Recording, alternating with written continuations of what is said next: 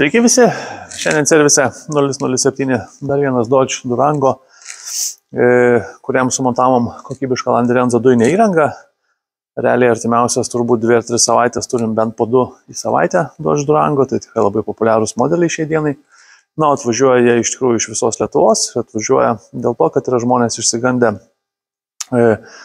plačiai išdiskutuotų viešoje erdvėje visokiausių 3.6 trūkčiojimų, dėžės smūgiavimų, netvarkingų važiavimų ir taip toliau ir panašiai.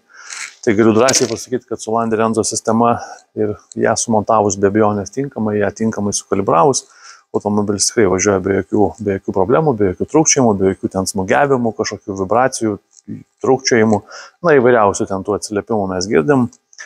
Tai esu tikras, kad iš tikrųjų važiuoti turėtų su visom sistemom, galbūt ne tiek čia yra Landerenzo prioritetas, kiek tiesiog kokybiškai atlikti darbai, preciziškai sukalibruota viskas, komponentai tinkamai parinkti ir panašiai. Tai renkantis montuotojus tikrai pasidomėkit, kad tų problemų paskui neturėtumėt ir kad nereikėtų brangiai paskui mokėti už jų remontą arba sistemos perdarimą.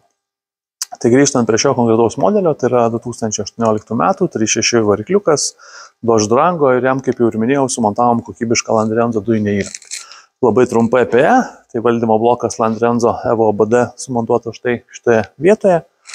Skystos fazės filtras bei dujų vožtuvas OMB BFC padidinto pralaidumo yra sumontuotas štai čia.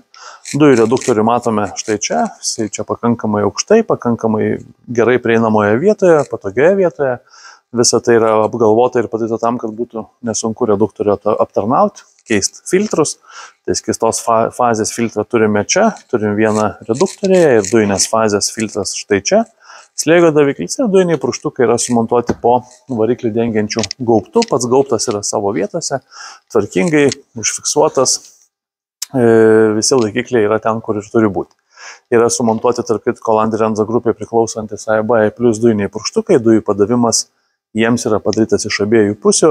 Na, viskas yra apdaroma tam, kaip minėjau, kad niekas netrūkčiotų, kad viskas veiktų sklandžiai, kad dinamika automobilio nenukentėtų ir būtų galima džiaugtis pigiu ir geromis audomis važiavimu. Visi darbai servise 007 kaip visada pagal aukščiausios kokybės standartus, tai yra naudojamos spyruoklinės sąvaržos, gamykliniai laikikliai, specialios apsauginės gofros, kurias galima rasti lygiai taip pat ir gamykliškai dedamas variklio skyriuje. Dujinės įrangos laidynas vėlgi adaptuojamas konkrečiai šiam variklio skyriui, visi laidai yra sugrupuojami, įvelkami į apsauginės gofras ir tos gofros yra izoliuojamos.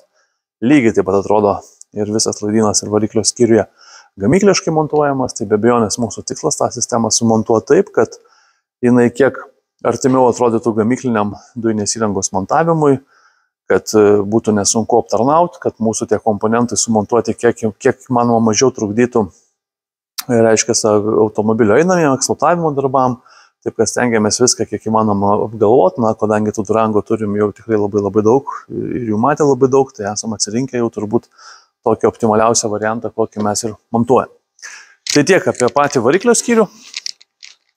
Dujų perjungimo mygtukas, vėlgi toksai pusiau standartas jau tapęs yra štai šita vieta. Padarysiu nuotrauką, pridėsiu be abejonės, apvalus mygtukas, pakankamai dailiai žiūrisi, labai tvarkingai.